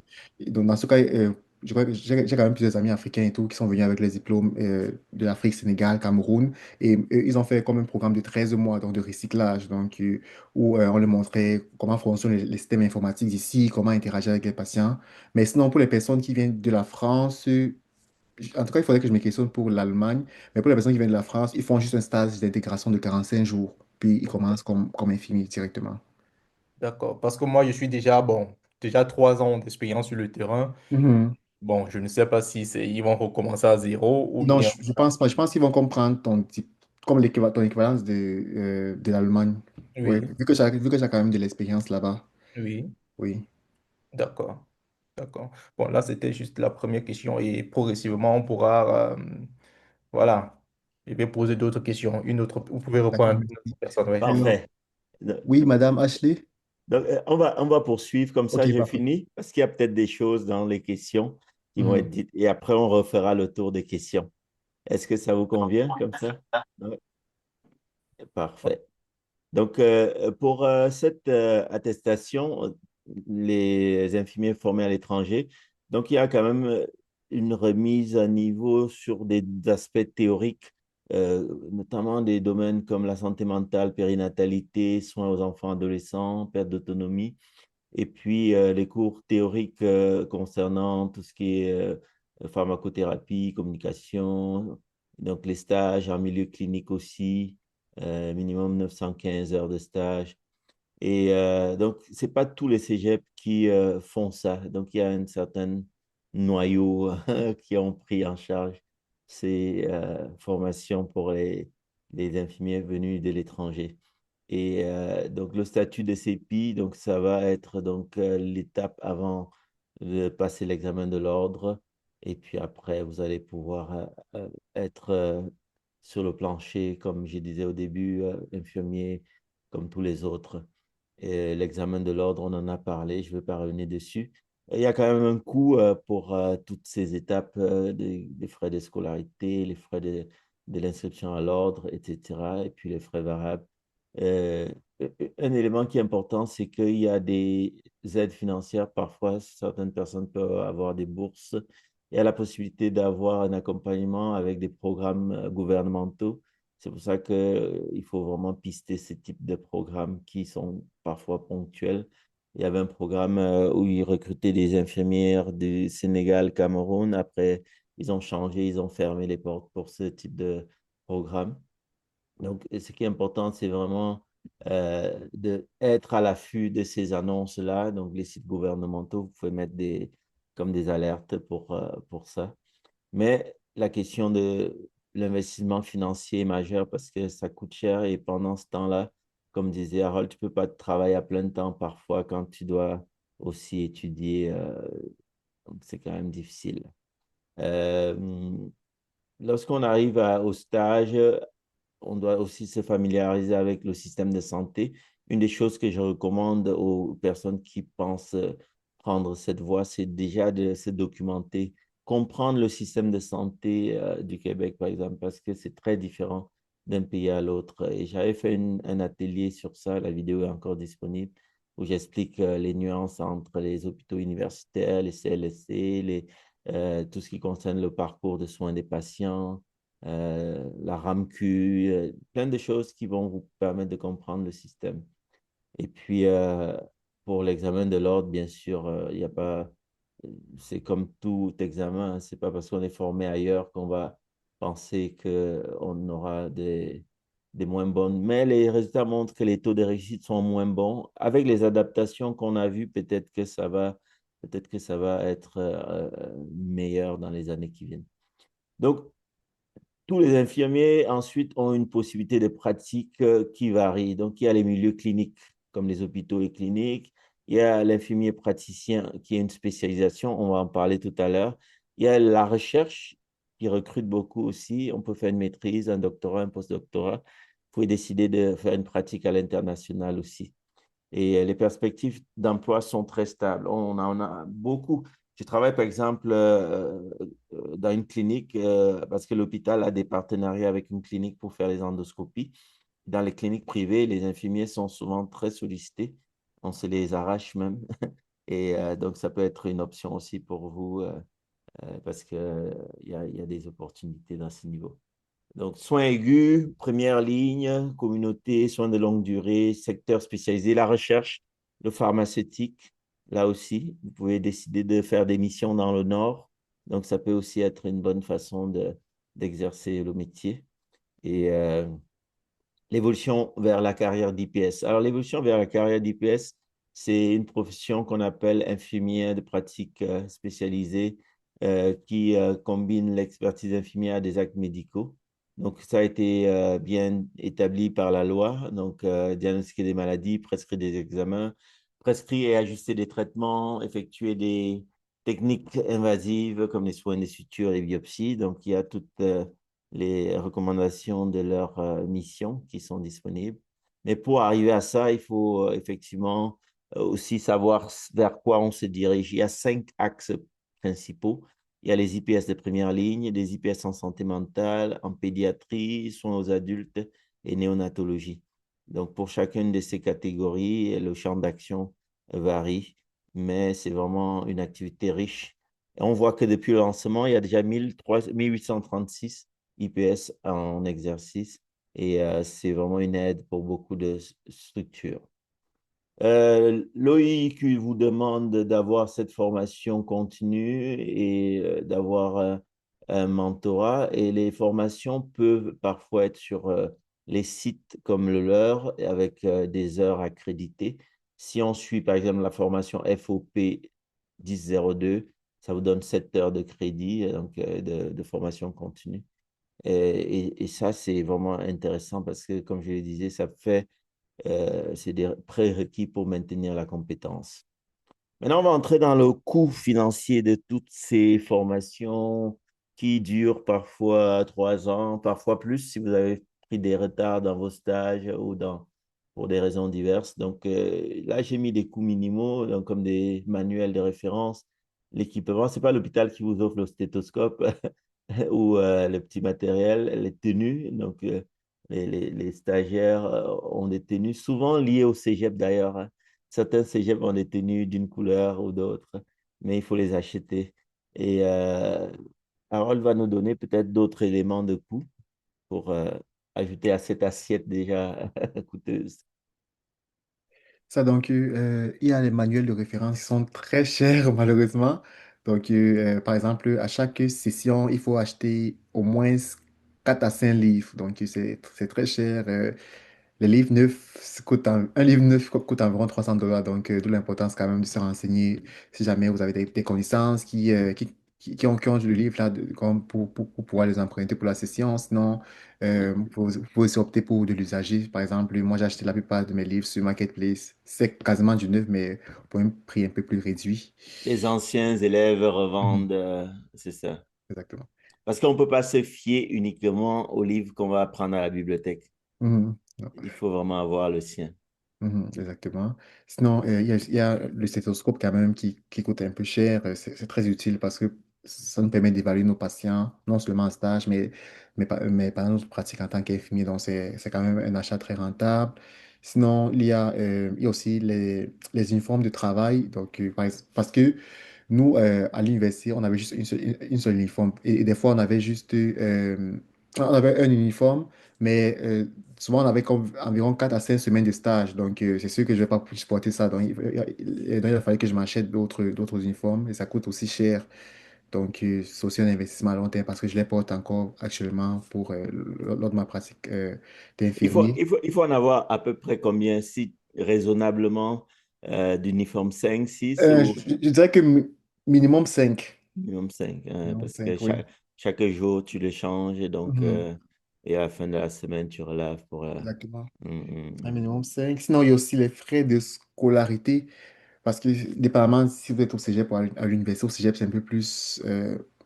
C'est un peu moins élevé. Au cégep, c'est 300 ou 400 dollars par semestre.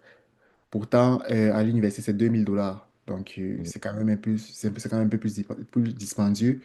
Il y a aussi les frais de déplacement parce que nous, à l'université, on est parfois amené à faire nos stages en région. Donc, je me souviens, il y a 2 ans, je faisais mon stage en santé communautaire à 45 minutes de route de chez moi. Donc, il fallait que je fasse la route à tous les jours. Donc, ça aussi, mm, ça engendrait quand même beaucoup de frais. C'est vrai que l'école remboursait quand même une partie, mais bon, c'était pas assez.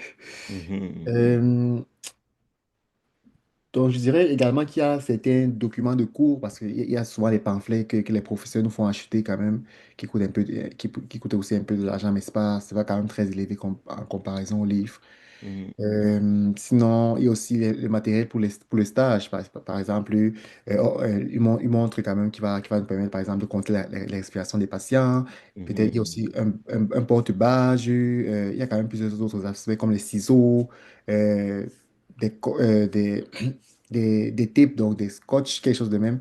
Fait que ça mhm, aussi, ça coûte un peu d'argent, mais sinon, en général, c'est ça. mhm. Donc, je dirais que donc, la majorité des frais que vous allez dépenser, c'est plus en première année. Parce qu'en première année, vous allez comme acheter tout ce qui est uniforme, stéthoscope, mais sinon, après ça, vous allez comme le réutiliser pendant la suite de votre parcours. Et ce qui est intéressant, c'est qu'après les tenues que vous avez achetées, c'est sûr que selon des milieux, parfois l'obligation de mettre une couleur de tenue n'est pas si exigeante. Donc, Il y a des milieux où tu peux mettre du vert, du mhm. jaune, Ouais, d'autres milieux où c'est l'infirmier en bleu, aide-soignante, etc., etc. c'est ça. Donc ça, Donc, c'est un point mhm. important. Ça, donc, on a vraiment comme plusieurs couleurs parce que ici, il y a plus personne qui s'habille en blanc comme au Mhm, pays. Donc, du vert, mhm, je porte du vert, du rouge, du noir. Donc, mhm. il y a plusieurs types de couleurs. Excellent. Donc, tout ceci nous amène au fait que, effectivement, c'est des parcours qui ne sont pas exempts de difficultés, mais qui sont des difficultés qui sont surmontables. Et le point crucial, c'est vraiment de pouvoir se préparer. Et cette préparation-là, il y a plusieurs étapes, comme on le disait, toute la préparation des phases théoriques, la préparation pratique, mais aussi la préparation du côté savoir-être en termes d'humain. Donc, l'engagement, c'est vraiment l'excellence. On vise l'excellence de l'immatriculation à la pratique spécialisée, ce parcours exigeant. Donc, que vous commenciez par le cégep ou que vous veniez de l'étranger, la protection du public est toujours ça en tête, c'est ce qui est le critère majeur. Donc, la profession infirmière n'est pas seulement un métier, c'est une science clinique portée par une vocation humaine. Donc, c'est vraiment une dimension importante. Donc, c'était la dernière diapo qu'on avait. Donc, on va prendre les questions. La première question, et je pense que j'avais mis une diapo sur cette question, c'était la question qui a été posée sur comment se préparer à l'examen de l'ordre. Et j'avais mis cette diapo que je vais vous l'afficher. Au-delà des ressources qui sont proposées par l'ordre en tant que tel, puisque l'OIQ vous offre certaines ressources de préparation. Donc ça, c'est important à savoir. Au-delà de ces ressources, vous avez donc allez sur le site, vous allez voir le guide de préparation, des capsules vidéo, etc. On pourra naviguer ensemble. Mais sinon, vous tapez sur le site de l'OIQ. Il y a Tutorat Soins Infirmiers, qui est un organisme qui depuis plus de 25 ans, non, c'est la fondatrice qui a 25 ans d'enseignement et qui a préparé de nombreux étudiants. Donc, ils ont une pratique de formation qui est quand même coûteuse, je dois vous dire, parce que quand on regarde les prix ici, je pense que j'avais mis les prix. Oups là, non, c'est pas ça. C'est ici, voilà. Donc, je pense que les prix, c'était ça ici. Alors, programme régulier, 295 $. Donc, ça, c'est pour avoir accès à la plateforme, les banques de questions, etc. Ensuite, programme excellent, 795 $. Des rencontres hebdomadaires, un petit groupe, accès aux tuteurs via un groupe WhatsApp, formation sur plan thérapeutique infirmier, coaching d'organisation, etc. Donc, ça, c'est aussi une ressource qui est possible. Et donc, il y a des périodes de révision, etc. Donc, au-delà de ça, il y a aussi les universités et les hôpitaux qui peuvent offrir des ressources. Comme disait Harold, certains hôpitaux ont des groupes de révision ou des... Parce que le but, finalement, de tout ça, c'est que les unités, on a besoin d'infirmiers. On fait des journées portes ouvertes pour flatter parce qu'on a besoin, il y a des services où on manque de personnel. Et donc, on veut qu'ils arrivent vite. Et pour arriver vite, il faut qu'ils passent leurs examens vite. Et pour qui passent leurs examens vite, il faut qu'ils soient assez confiants pour les passer, donc on les accompagne. Voilà. Question. Donc, tu as déjà répondu à quelques questions tout à l'heure quand j'ai eu le petit empêchement. Est-ce qu'il y a d'autres questions qui se posent? Oui, Patrice, à toi le micro. Bonsoir encore une fois, Monsieur Riancho. Oui, moi c'est Patrice depuis l'Allemagne. Voilà, je suis ici comme étant infirmier également. En fait, de base, infirmier depuis le Cameroun. Et j'ai fait reconnaître mon diplôme ici en Allemagne. Et voilà, pour avoir plus d'expérience, j'ai envie de, comment dire, savoir comment ça se passe au niveau du Canada.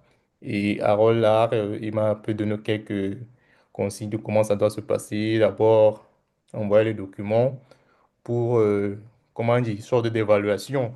Et je me disais, bon, est-ce que en tant que diplômé déjà reconnu et encore reconnu, est-ce que c'est possible? Donc, est-ce que, au fond, c'est ça? Est-ce que ça va être reconnu ou bien peut-être je dois encore recommencer la procédure tout à zéro? L'ordre des infirmiers, ils sont très réceptifs. Donc, quand vous avez un profil différent, euh, surtout qu'il y a des ententes, par exemple France-Québec, c'est comme un arrangement de reconnaissance mutuelle. Mhm. Pour l'Allemagne, c'est pas la même entente, mais vous faites partie de l'Union européenne. Oui, Donc, l'évaluation, la lettre d'équivalence, est-ce qu'ils vont prendre en compte uniquement ce que vous avez fait en Allemagne ou ce que vous avez fait au Cameroun? Donc, vous pouvez leur écrire, dire que vous êtes dans le processus de venir. Voici votre cas particulier. Et en général, ils répondent bien. d'accord, d'accord, ok, ok. Bon, en principe, j'avais d'autres questions. Je vais un peu regarder sur ma liste si je ne bloque pas ceux qui sont encore en attente. Euh, bon, vous avez répondu à cette question. Bon, parlons de la durée. Ça se passe comment? Combien de temps ça peut durer la procédure pour, voilà, pour qu'ils me répondent jusqu'à ce que voilà, je sache que bon, là, je peux vraiment initier le dossier en fait. Et je pense que sur le site, tu auras l'information. À moins que D'accord. Harold l'ait, je n'ai pas regardé, mais en Mais général, mais c'est vraiment, alors je connais certaines personnes qui ont attendu 6 mois, d'autres personnes ont 1 an quand même, donc c'est quand même long parce qu'ils ont beaucoup de demandes ces temps-ci, donc d'où mhm. l'importance quand même de postuler très tôt. D'accord. Un peu. Ok. Ok. Et sinon, je vais renchérir la question sur les outils pour l'examen. Donc, moi, j'avais utilisé aussi l'application qu'on appelle Infirmier de poche. Donc, ça contient environ 200 questions, 200 mises en situation qui sont quand même similaires à- aux questions posées à l'examen. Donc, ça m'a vraiment beaucoup aidé parce que c'est aussi comme un choix de réponse. Donc, ça m'a quand même beaucoup aidé à développer mon jugement clinique et à apprendre à comment aborder les questions à l'examen. Donc, Mhm. je vous le recommande très fortement. Donc, l'application s'appelle Infirmier de poche. Donc, vous pouvez le trouver soit sur App Store ou sur Play Store. Excellent. Parfait. Donc, s'il n'y a pas d'autres questions en commentaire, je vais vous partager donc l'outil pour avoir votre certificat certificat et puis vous allez pouvoir remplir votre post-test. Donc, quand vous allez sur la page d'accueil de l'académie, je pense que si vous êtes tous là, vous êtes déjà abonnés à l'académie. Donc, quand vous allez dessus, vous allez avoir le lien de l'atelier qui est ici. Voilà. Cliquez sur atelier. Vous allez sur profession infirmière attitude aptitude. Vous cliquez sur quiz et certificat. Donc, quand vous cliquez là, ça va vous amener vers les quiz. Vous répondez aux 20 quiz et à la fin, ça va vous ouvrir le certificat que vous allez avoir sous cette forme. Mon parcours, mes certificats, je l'avais mis dans l'autre fenêtre ici. Le certificat que vous allez avoir sous cette forme ici, et puis vous pouvez l'imprimer et puis le sauvegarder. Voilà, donc vous mettez votre nom, vous vérifiez la date et la durée, 2 heures ici, et puis vous imprimez en PDF pour sauver la planète. Comme ça, si un jour on vous le demande, vous l'avez. Vous pouvez vous noter dans votre CV aussi. Des fois, quelqu'un demandait pourquoi les formations, ça peut être aussi quelque chose que vous notez comme formation. Et puis, à la fin, quand vous avez donc vos certificats, vous pouvez les retrouver toujours dans mon parcours en allant dans mes certificats ici. Voilà. Est-ce qu'il y a d'autres questions avant qu'on ne termine? Oui, Oui, excusez-moi, oui, Arlette, à vous le je, micro. je n'arrive pas à avoir accès à la page. Je ne sais pas si...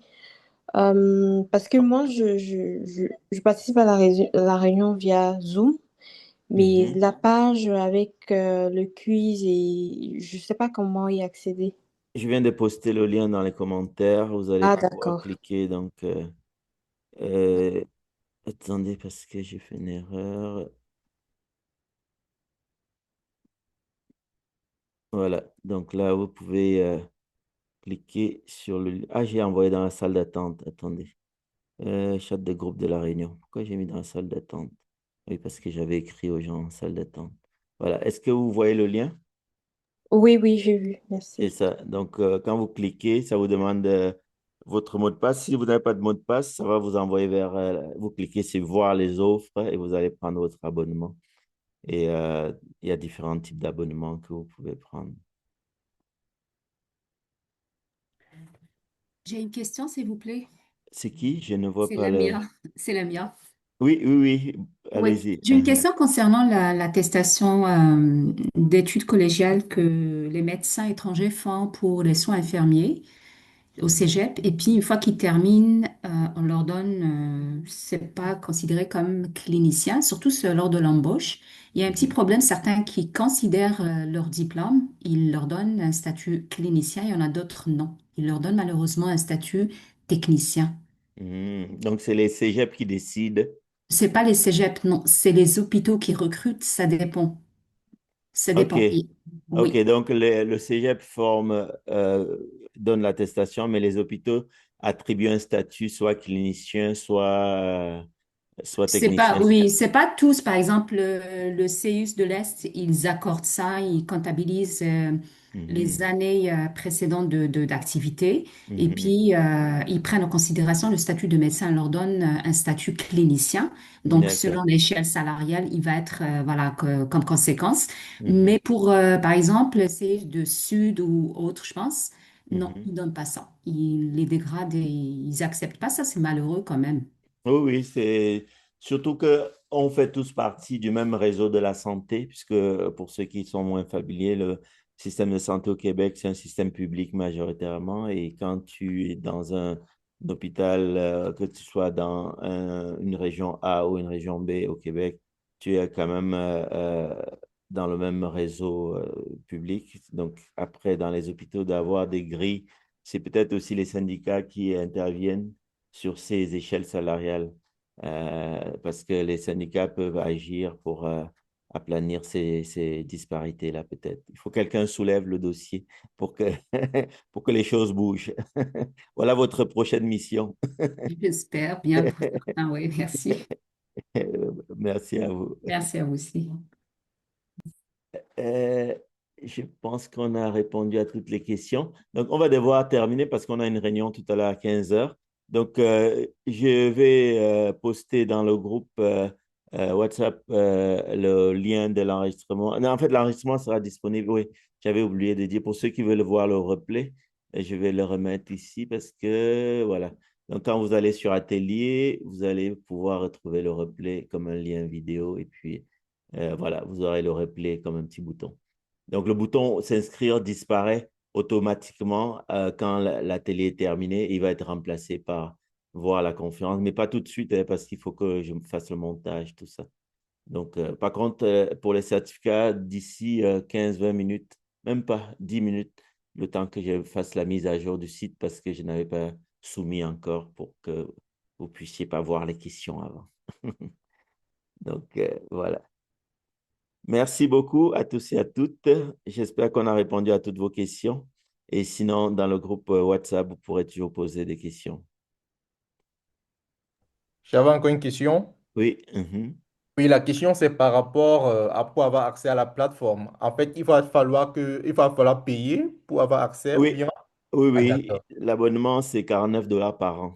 D'accord. Donc, D'accord. c'est le coût minimal parce que l'expérience a montré que la gratuité, les gens ne considèrent pas de la même manière que... Effectivement. Effectivement. Ouais. D'accord. Parfait. Oui, Merci. une dernière question, docteur Sourire. Oui, On a fait au début le pré-test et tu as dit qu'après, il y aura le post-test. Finalement, on exactement. ne le fait pas. Si, si. Mais le post-test est individuel. C'est ça qui vous génère votre certificat.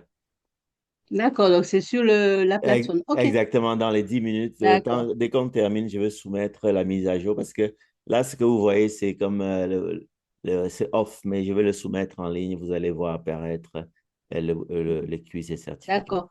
Entendu, merci. Et puis, une autre chose très importante, ça m'échappe à l'instant. Euh, tut, tut, tut, euh,